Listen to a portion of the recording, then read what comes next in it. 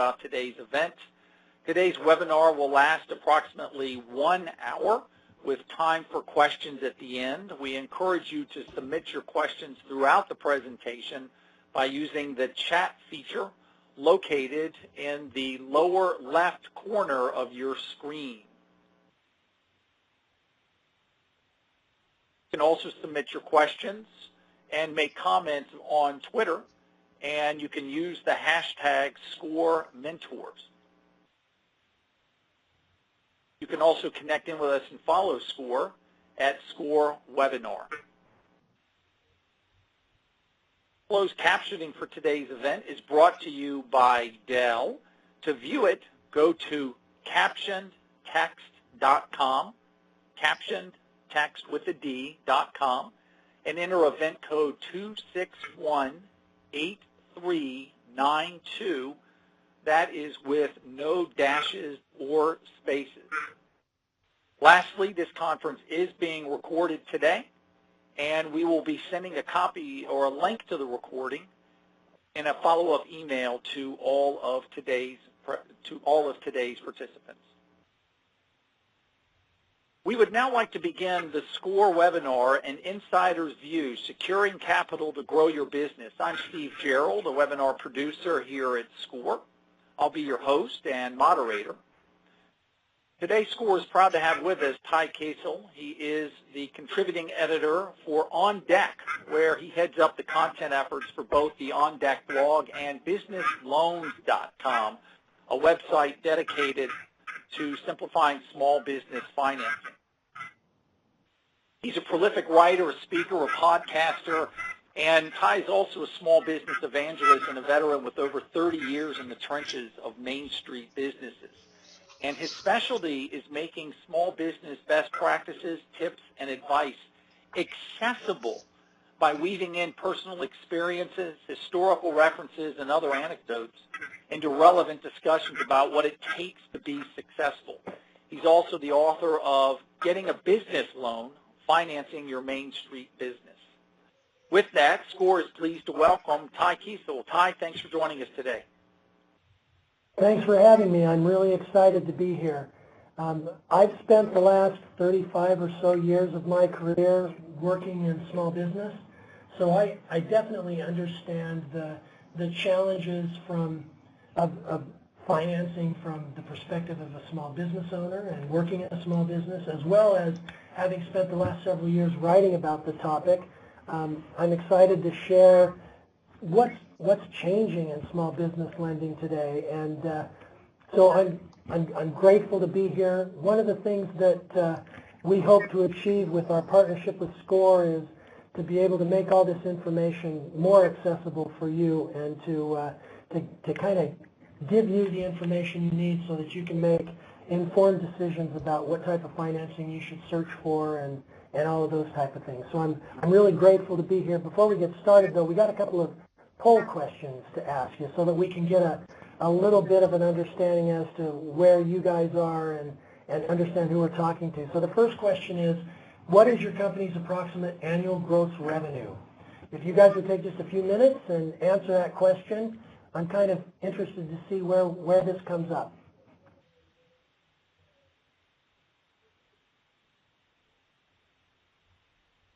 And it looks like a lot of guys so far are just starting out.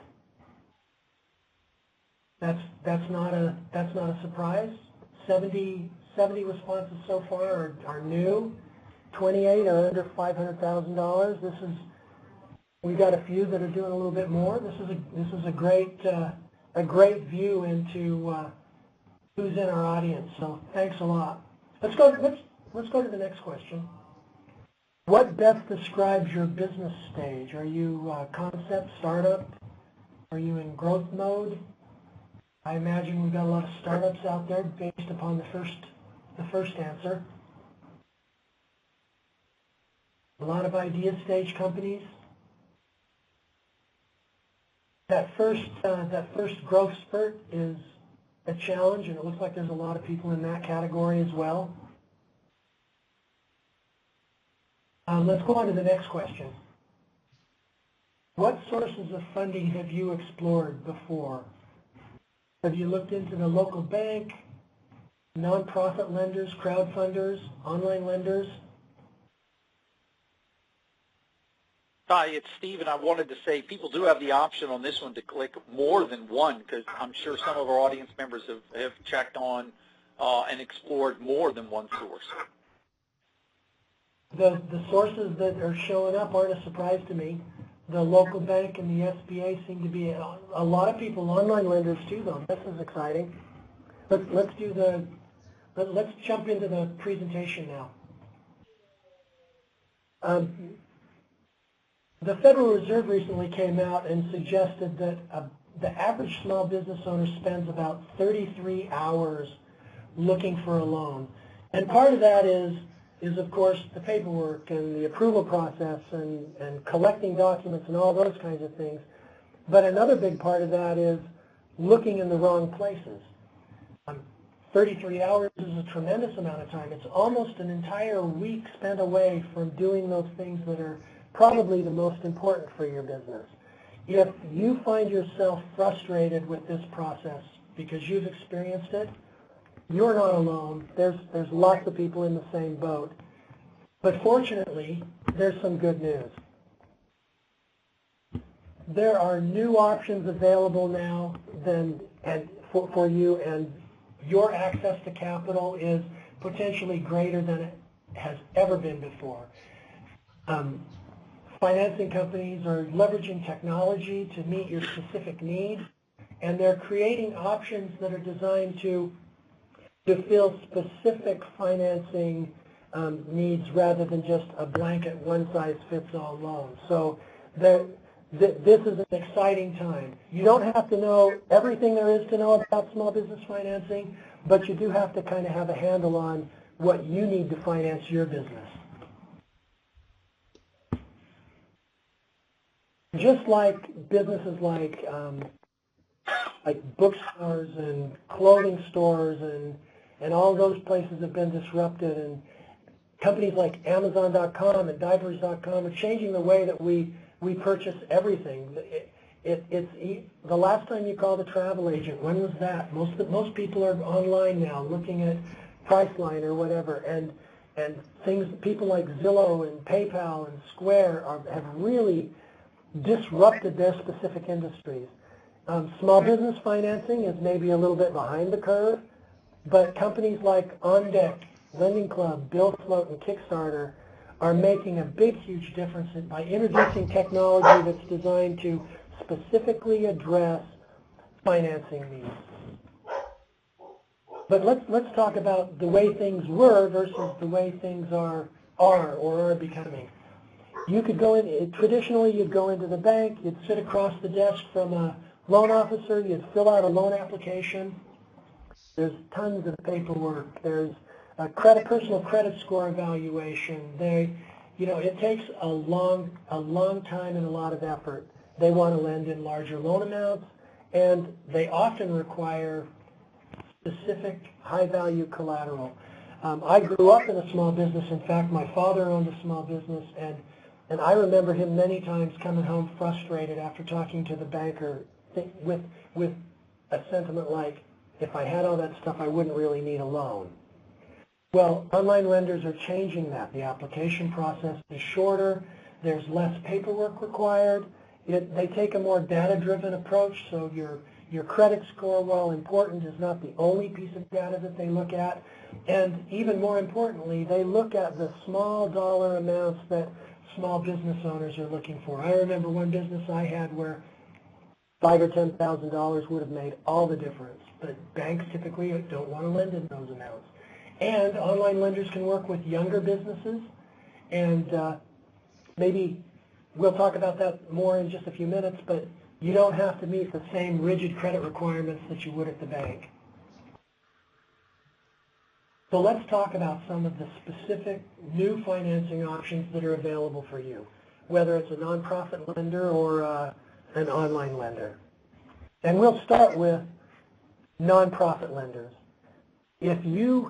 Nonprofit lenders are very mission-driven in what they do, and if your business idea or your business product coincides with the mission of a nonprofit lender, this could be a really good fit for you. Nonprofit lenders, here's some things you need to know. Depending upon the lender, you may pay a very low interest fee or you may pay no interest at all.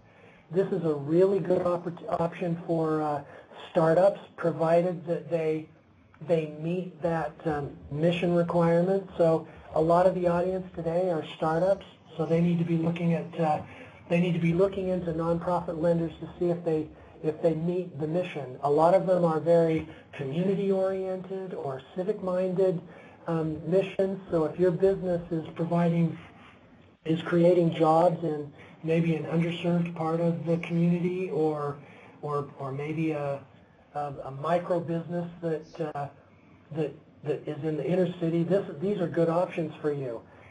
Additionally, one of the other benefits, and I think this is an important benefit, is nonprofit lenders offer free mentoring guidance to the businesses that they work with. This is an opportunity to get advice from people who are in a position to help your business grow.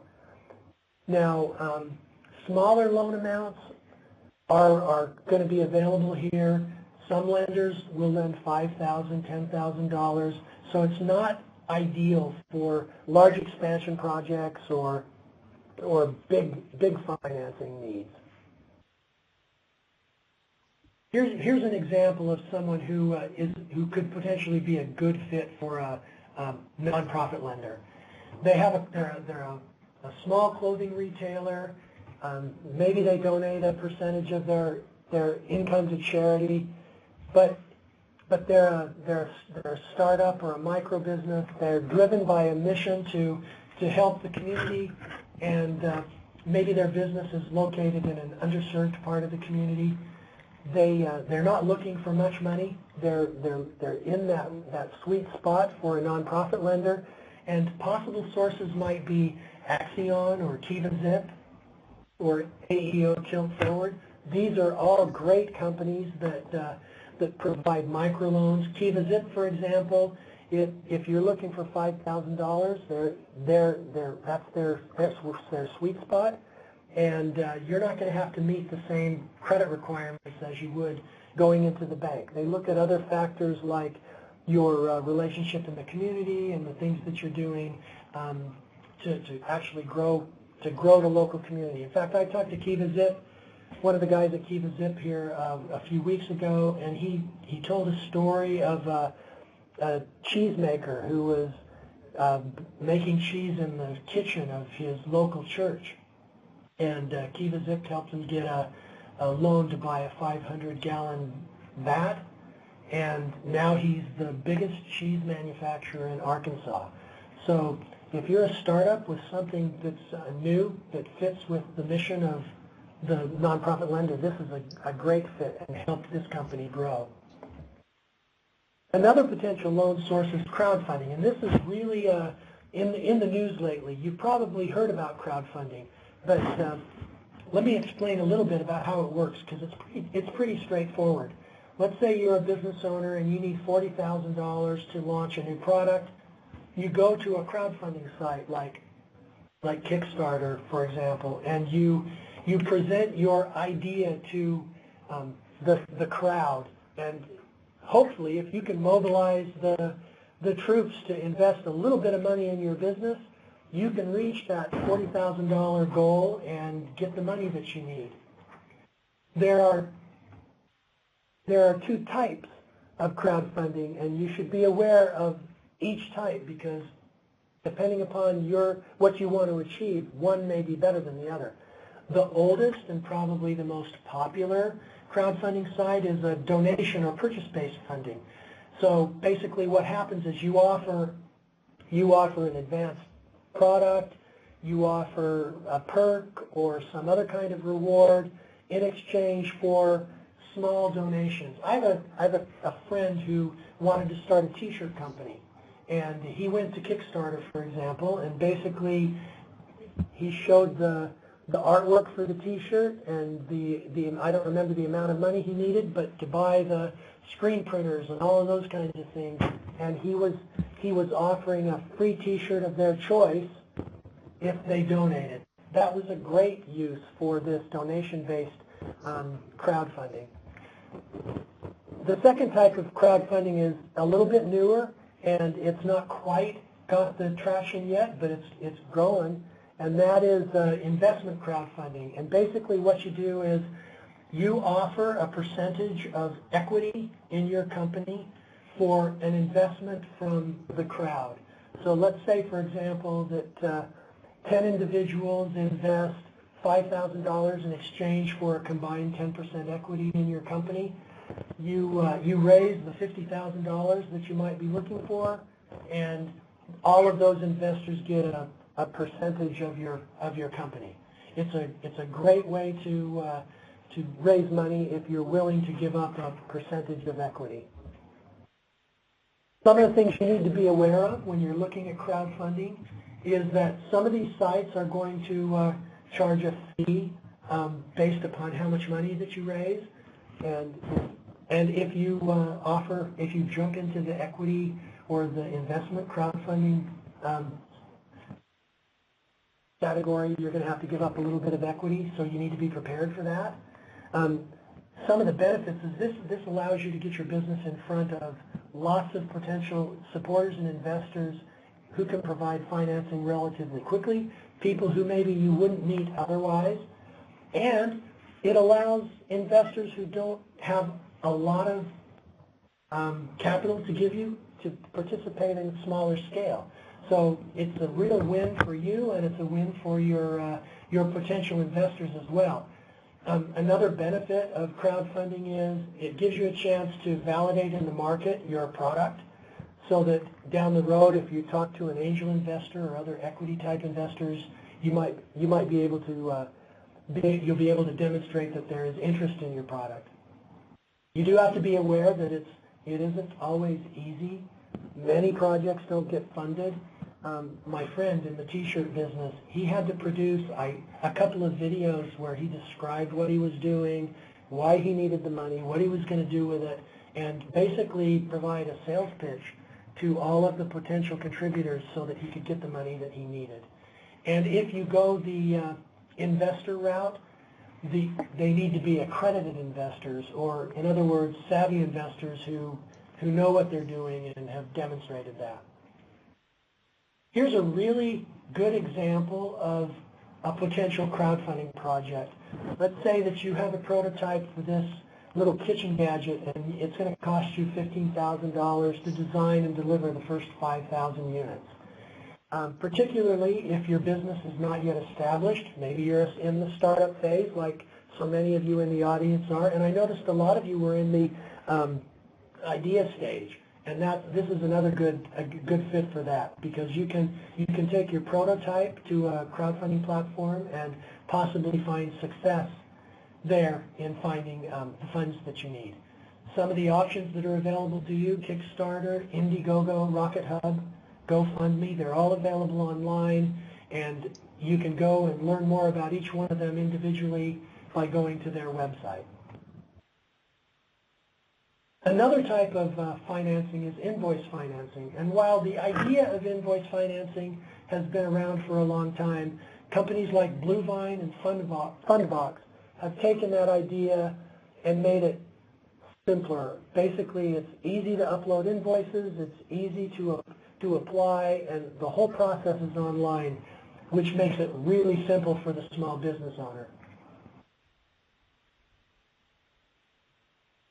There are some things you need to be aware of.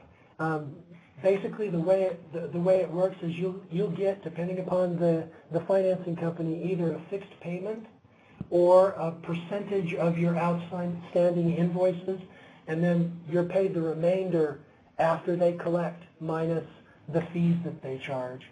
And a business can quickly receive cash. All you have to do is upload your invoices, and the process all takes place online. You need to be aware, though, this is typically for larger, more established businesses, and who typically bill by invoice. If you are a cash business, it's not likely this would be a good fit for you. So let's talk about an example that could go either way, really. Let's say you're a baker and you do a lot of business with hotel chains or reception centers, and at the end of every month you invoice these people for payment. You could be a good fit. This baker could be a good fit. But if the baker's selling cookies over the counter and it's a cash business, they probably wouldn't be. But let's say you're in that category where you're invoicing and you've got $70,000 in outstanding invoices, and the hotel chains typically pay you in 90 days. But something's come up and you need $23,000 right away.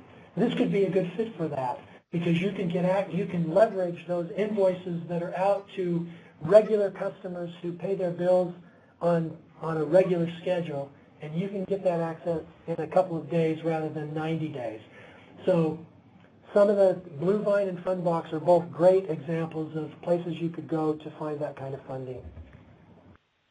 Another big category that you've probably heard a lot about, and I noticed that there were several of you who have used online lenders before, but online business loans is something relatively new over the last several years, and companies like OnDeck, like us, Cabbage, Swift Capital, Funding Circle, Fundation, Lending Club, and SmartBiz are all online lenders that are available in the marketplace and anxious to lend to small business owners. The process is really pretty straightforward. You apply online, your application is reviewed, and often, depending upon your application, you could be approved in 5 or 10 minutes.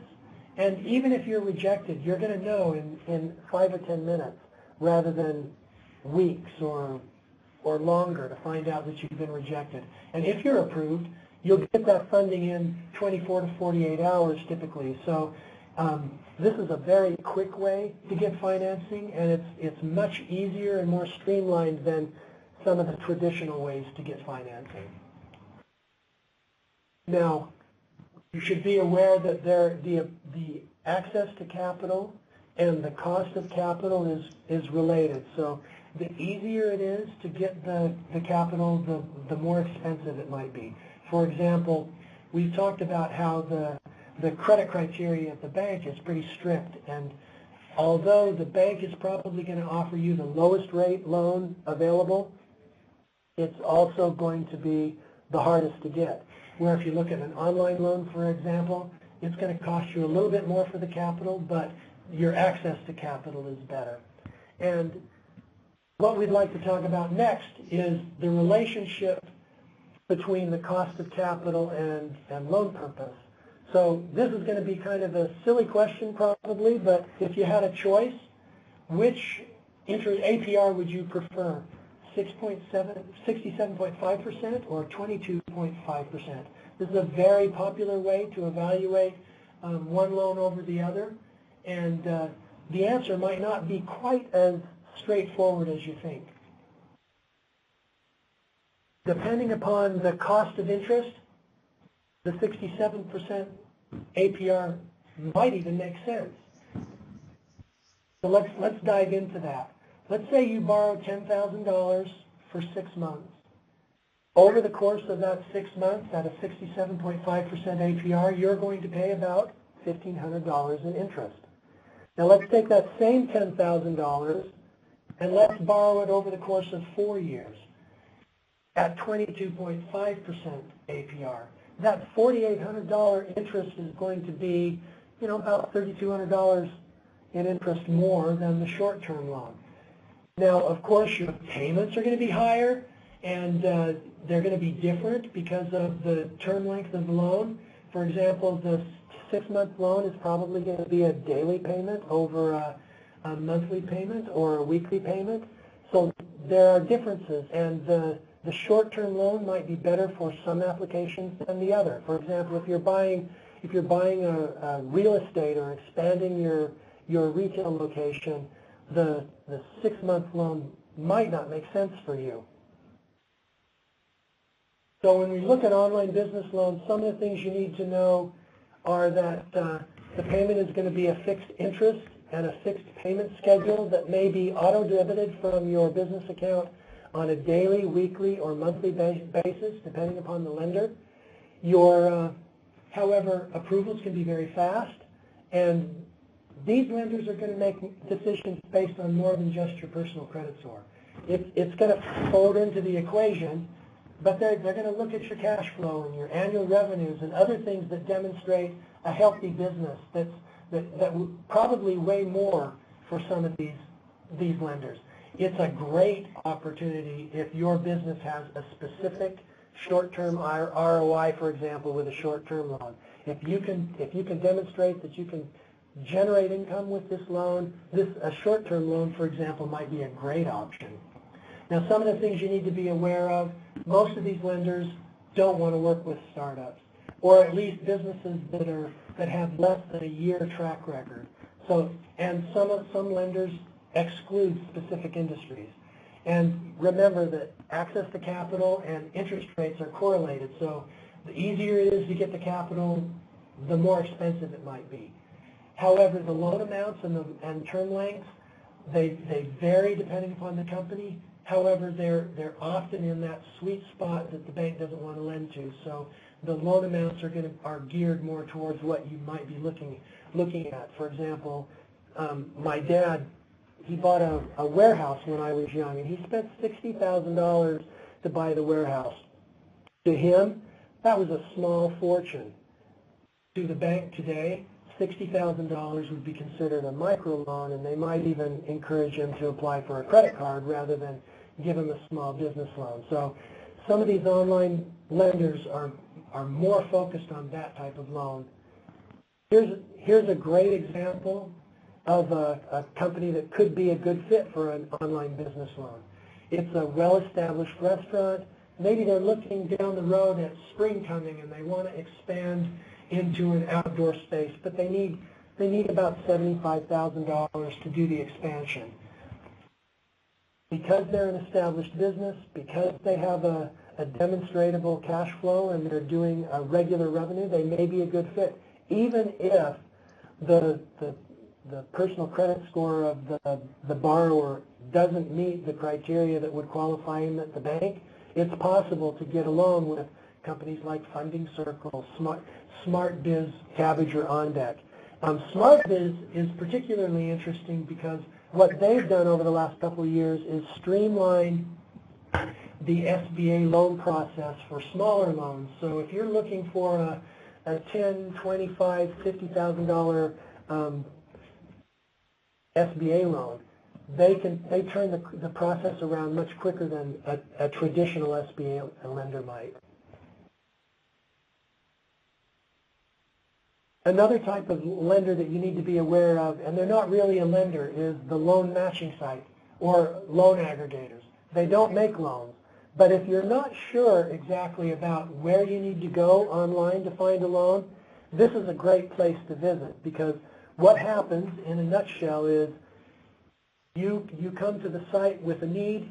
They're going to require you to fill out a profile, and you're going to talk about your business and some of those questions that we've already been talking about. What are your revenues? What's your credit score? Those kind of things. And then what they do is they take your profile and they filter it against what multiple lenders are looking for that work on their platform. And so you may get introduced to one or more lenders who are looking for borrowers that look just like you. Earlier this year, SBA Link introduced an online matching site to connect you with SBA lenders in your area that are looking for businesses like yours. And other aggregators like BothLife, Fundera, and Lendio, they do the same thing with commercial lenders. And so you could get, if you went to Fundera or Lendio, you could get matched with a traditional lender like a bank or a credit union, or an online lender, depending upon your profile. Some of the things that you need to be aware of, it won't cost you anything to use a loan matching site, so they're a good option if this is your first foray into small business lending, because it doesn't cost you anything to see what you might qualify for. The sites actually earn referral fees from the lenders that they work with, so that's why it doesn't cost you anything.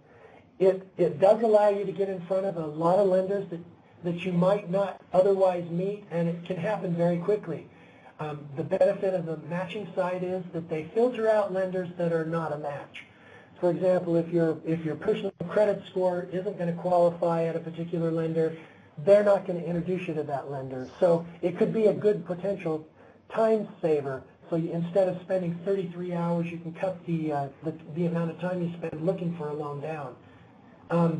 However, you need to be aware that even though they match you up with the lender, the application process still will go through each individual lender. And sometimes you'll still be dealing with traditional banks or credit unions as opposed to online lenders. So depending upon your profile and your credit score, you could get matched to many different types of lenders. So with all of these options, it can be kind of confusing. How do you know which product is right for you? And there's some specific questions that you need to ask yourself and some specific things you need to dive into. For example, what do you need the money for? Are you expanding and hiring more employees? Is it for a marketing campaign? Are you opening a new location? All three of those require different financing to meet those objectives. And buying inventory and purchasing equipment, they both require different types of financing, just as cash flow management and maybe launching a new business idea might. So in addition to what the purpose of the loan is, you also need to ask yourself, how much money do I need? Help direct you to the type of lender that you're looking for. One of the questions most really want to hear is, as much as I can get. So the more specific you can be about how much money you need, the better. Is this, pardon me, is this a short-term problem you're trying to solve? Or are you buying a new building and you're going to be, and you want to make payments on it for several years? Those are questions that you need to ask because different loan types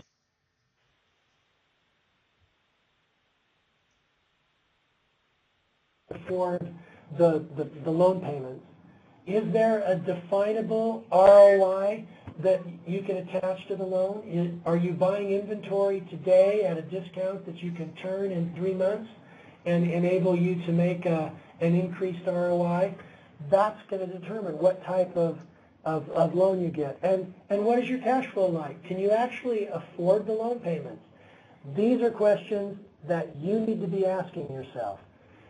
So let's talk about a couple of examples of where different loan types fit.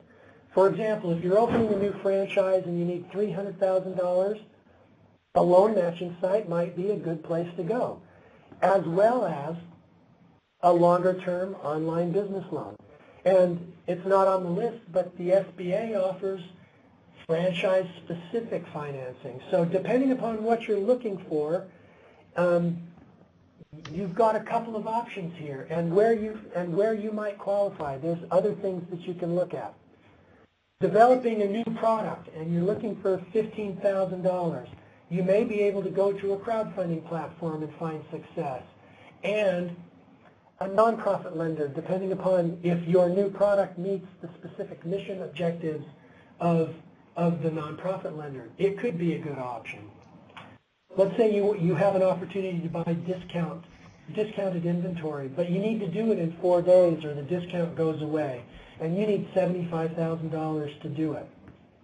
A short-term online business loan may be a good option for you.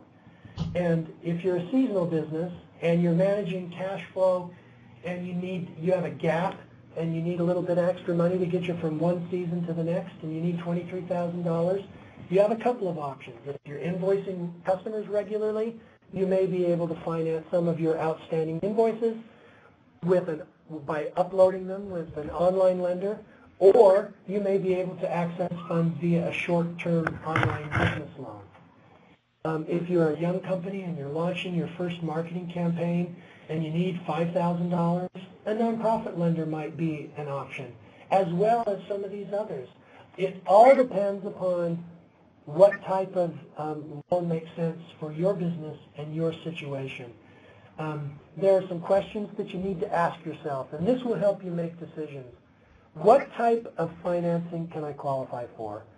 So You have to evaluate your credit score and your time in business. And, you know, if you've only been in business for a year and you have a credit score that, like, it is 600, the bank is going to want to see a 680 credit score. So you're probably not going to qualify at the bank. So instead of trudging from bank to try to get one of them to approve your loan, you can investigate some of these other options where your personal credit score isn't quite as important. And you need to ask yourself, which of these is the best fit for my business? While there are many loan options to fit all of these needs, you need to decide which one is the best fit for me. Can I afford the payment? You know, those are the kinds of questions that you need to ask to determine if this small business loan is good for you. How much do I really need? For example, if you need $20,000, there are many nonprofit lenders that just don't offer that. So you need to know how much money you need so you know that so that you can look in the right place.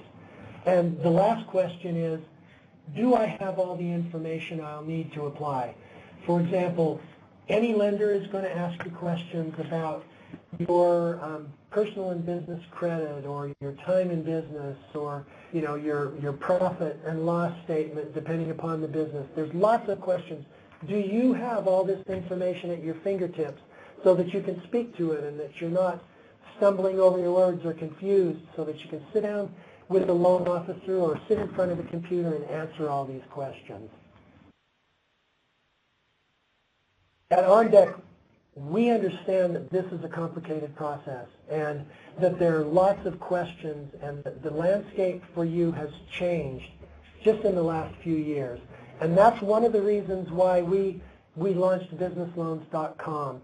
Basically, at that site, we talk about all the loan options, what it takes to qualify, what you need to do in order to find the right loan, what type of information that you have to have, and I'd invite you to check out the content there. It's a great resource for understanding more about the small business lending landscape. So I hope you'll visit the site and learn a little bit more. And we're going to be around for some questions here in just a second. So I'm looking forward to answering your questions.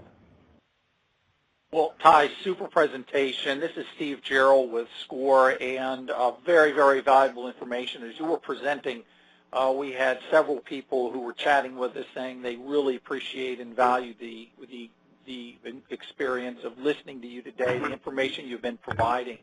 And we're going to get to question and answer in just a second. Before we do so, I want to encourage everyone who's on with us today to submit a question through the chat feature in the lower left-hand corner, and we'll do our best job today to answer as many of your questions as possible. Hey, Ty, I wanted to start with something that is a general question based upon your broad experience with small business, and that is, do you feel that the business that is providing the loan information or asking for the loan, do you feel that there's a certain degree of credibility that is on the line when they describe what the use of proceeds will be? Because it can be seen as a means to, in essence, show the sophistication of the business and the fact that they know exactly how they're going to go after the market opportunity. You know, some of these lenders aren't going to ask those questions, but I think it's really important that you be able to talk to that, because there are lenders that will. And if you can describe exactly what you're going to use the loan proceeds for, how much money you need to meet that objective, and what you expect the proceeds of that loan to do to positively impact your business, I think as a lender that should make a lot of difference, because it does demonstrate that you're not just willy-nilly looking for a loan. You've got a reason, and there's a purpose and a point to what you're going for. Very good. Well, we do have some questions that have come in from the audience, and I'd like to begin with some of those now. And we have a listener who is asked about invoice financing, and that is, Michael asks, can I use invoice financing if payments are for invoices and customers buying the equipment are not regular invoices?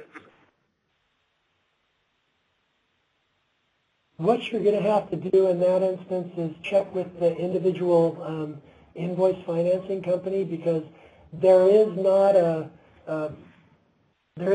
set standard. All of these companies operate a little bit different, and some accept different criteria than others. But as a general rule, you're going to be financing invoices to customers. Okay, in your experience, is it easier to apply for a loan today? It seems there's so many different options that one must really look at all of them, and there's almost a process of deciding which one is best, because the days of walking down the street and asking for a bank officer for a loan are long since passed.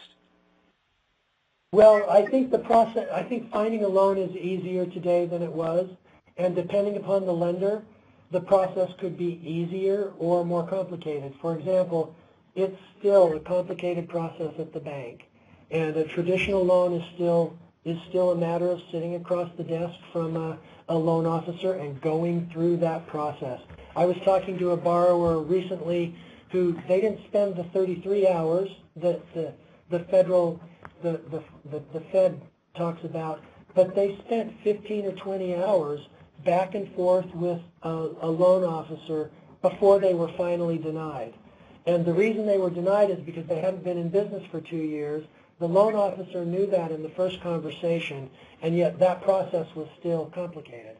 An online loan, for example, is going to be an approval in maybe 10 or 15 minutes. So the type of information that they're asking for and how prepared you are as a borrower. If you're prepared with, some basic financial information about your business, like maybe your tax returns and 2 or 3 months worth of checking account, your checking ledger. I just went blank there for a minute, guys. And some of that other basic information, you can be approved for your loan in 10 or 15 minutes and have the funds in 24 to 48 hours. Or maybe, and some lenders it might take a couple of days, but it's not the weeks or months that a traditional loan would be. Your loan application doesn't have to go before the loan committee next Thursday. It's all done online. Okay. We have one more question that's coming in, and prior to doing so, I'd like to introduce Kimberly with On Deck. Kimberly, what's our next question, please? Hi, our next question is from Dave. He has a question about if online lenders lend to startups and if they would consider lending to a new franchisee who's opening a new territory. I believe that Apple Pie Capital will loan to a franchise startup. That's a good place to start. But there are other options available to you if you're looking for loans to buy a franchise. Okay, our next question is from Sanya. When should one use credit cards versus doing invoice financing? I'm going to answer the question with another question. Are you asking when is it a good idea to use personal credit cards or business credit cards before you go to invoice financing? My suggestion is personal credit cards, they don't build your credit history, so if you're using credit cards, you want to use a business credit card. There are lots of advantages to a business credit card. As far as when should one use credit cards versus going to invoice financing, it kind of depends upon the nature of your business. If you're a manufacturing company, for example, and you're invoicing your customers, then invoice financing could be a good fit for you. Now, the financing company is going to want to see a little bit of a track record. They're going to want to see some time in business, and you're going to want to compare the rates before you decide. Is it cheaper to use a business credit card than invoice financing? which makes the most sense for you, and what is the cost difference, and how quickly do you have access to the cash? Those are all questions that you need to ask to make that decision. Great, thanks, Ty. Our next question is from Reginald. What would be the minimum credit score for the different loan options? You know, it's hard to give a hard and fast rule, but I can give you some basic guidelines. A traditional bank is going to want to see a credit score of 680 or higher. The SBA is going to want to see a credit score of about 650 or higher, provided that you have capital provided you have the collateral and other business parameters are in place. Online lenders will sometimes take a lower credit score. However, you know, there are crowdfunders and nonprofit lenders that don't look at credit score at all. Online lenders will even, if you've got a 500 credit score, it's possible that you can get a small business loan. So it kind of depends. That's kind of a general range. I don't know that it's a hard and fast rule, so I would consider it to, you know, kind of, you know, to kind of get an idea. It could be higher, could be lower. It depends upon the lender. Thanks, Ty.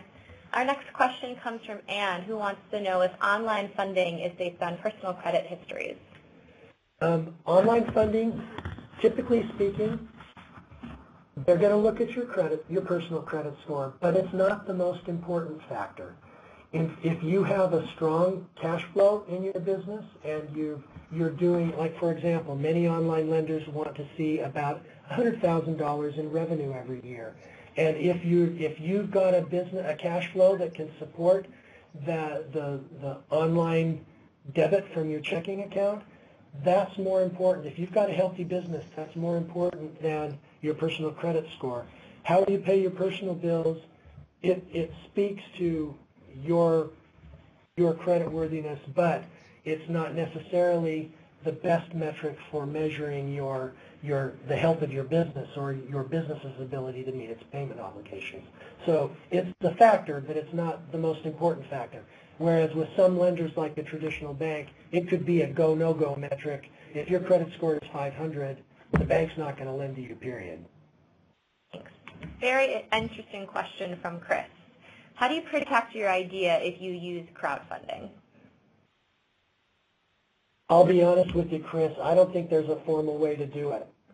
I think that, you know, hopefully you've got your idea developed enough that it would be hard to duplicate, but that's a question I can't give you a specific answer to. I don't know that there is a way to do that.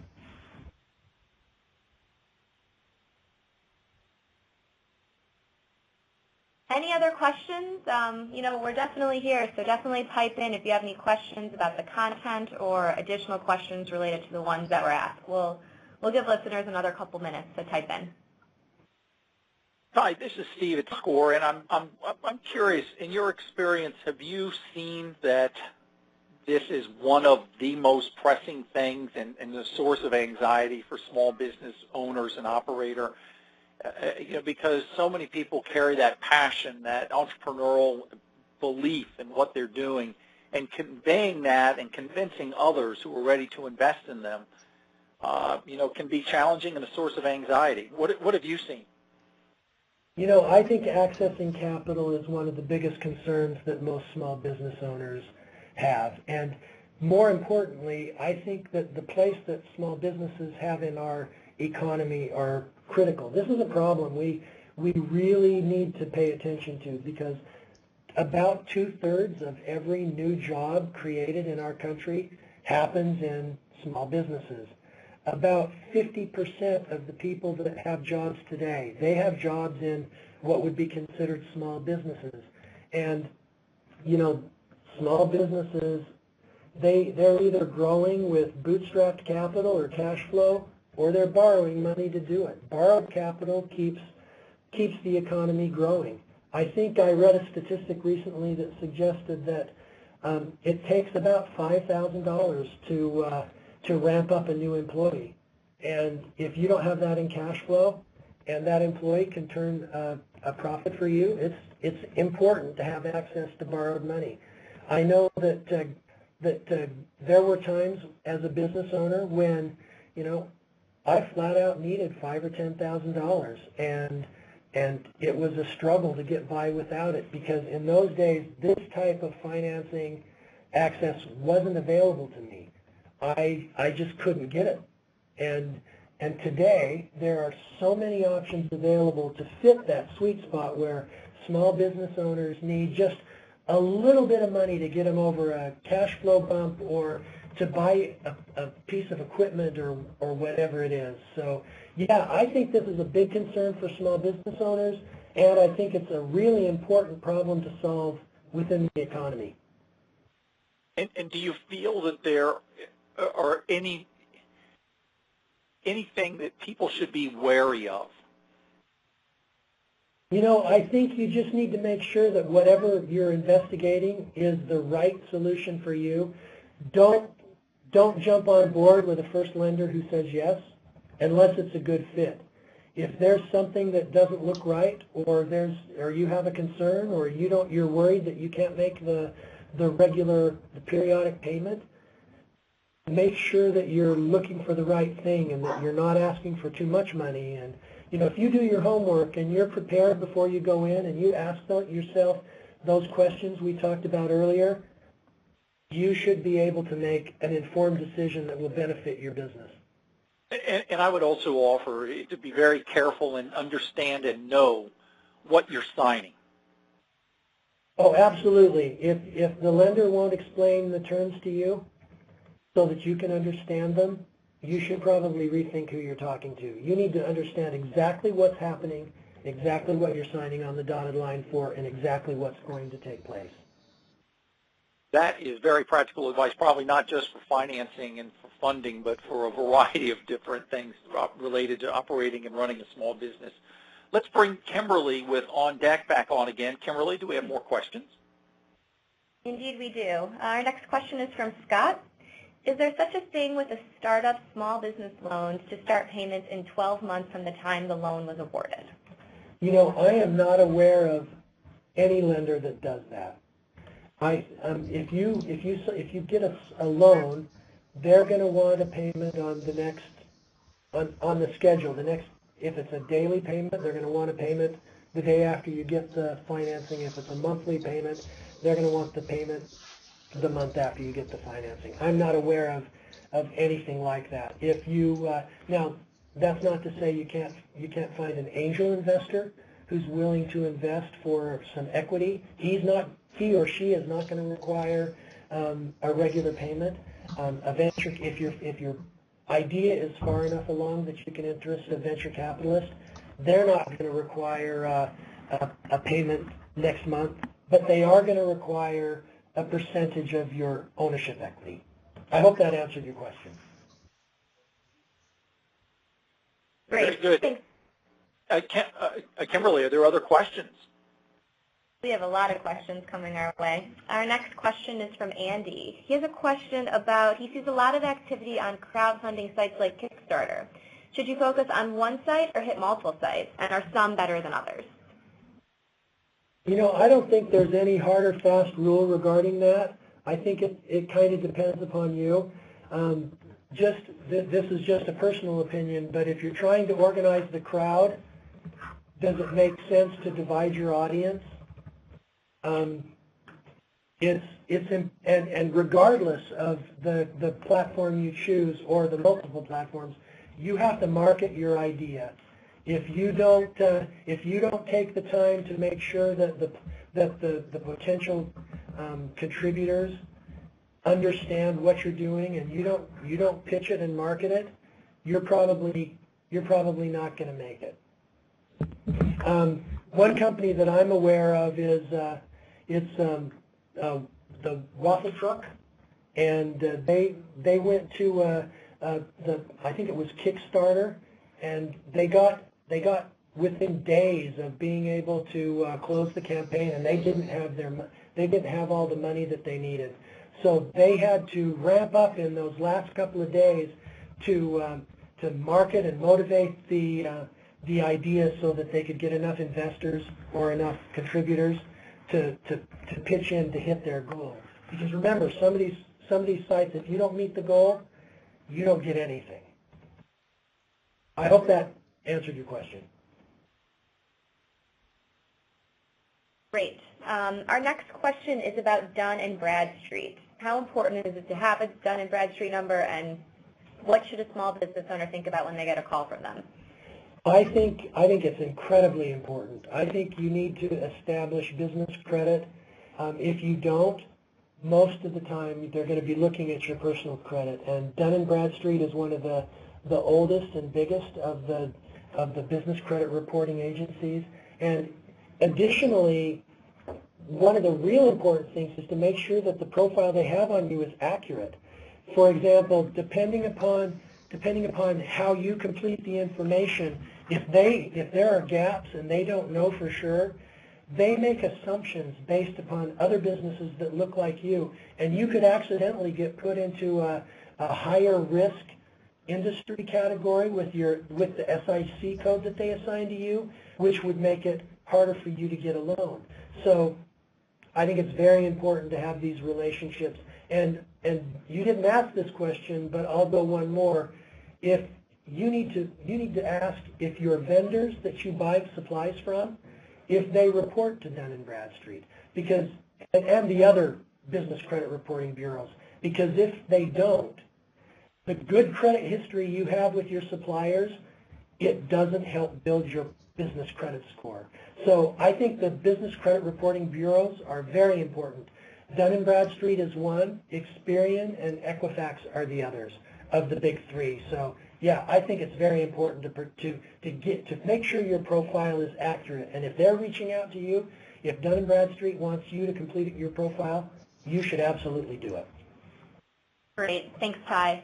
Our next question is, do some of the lenders through loan matching sites work with startups? You know, that's a question that I'm not sure I can answer honestly for you, or not honestly, but accurately for you. As a general rule, kind of as we described today, most online lenders want to see a year in business. Banks and credit unions, they want to see a track record. If you have collateral, the SBA is an option. Crowdfunding is an option. Nonprofit lenders are an option. And, you know, I'll be honest with you, those options weren't around really 15 years ago. You have more options as a startup today than you did just a few years ago. Now, it may not be perfect. You may not be able to go into a bank or an online lender and get a loan unless you've got a year or so under your belt. But you do have options. Great. Our next question is for a listener who's looking for suggestions on how to finance a children's book that is going to be backed by a national distributor. She wants to know what kind of funding loan we would suggest. She's already raised about $10,000 through crowdfunding, but she's looking for another $10,000 to keep it going. You know, it might be challenging, but you probably need to do some more marketing to kind of get things off the ground. Crowdfunding has financed a lot of books as well, but you know, it sounds like you need to maybe ramp up marketing a little bit. Hi, this is Steve with SCORE, and I'm jumping in because we only have time for one more question, and I wanted to ask, does this process hurt? Do you see that? Specifically, I'm thinking, you know, of the risk and exposure and the fear people might have, and people who loan money can be very direct.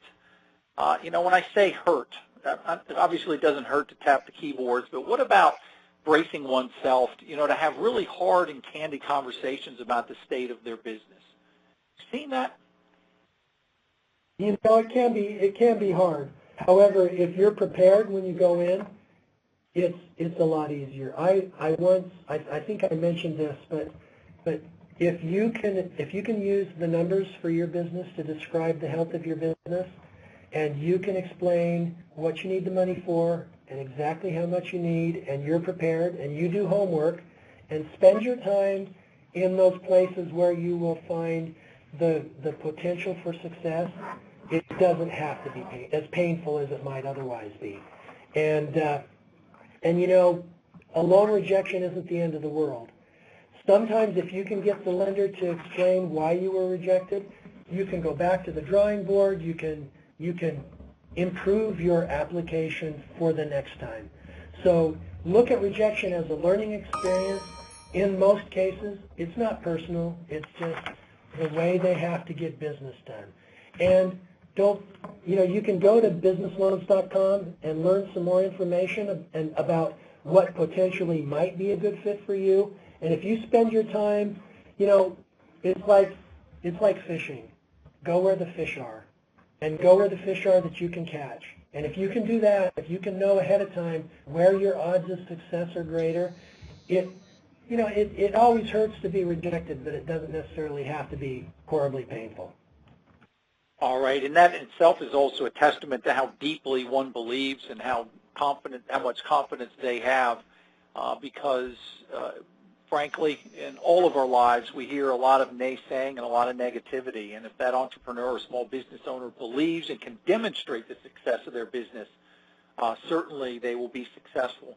And frankly, Ty, because of your presentation today and the support from On Deck, I think we've seen a boost in confidence and at very least, a discovery of just how many resources are available.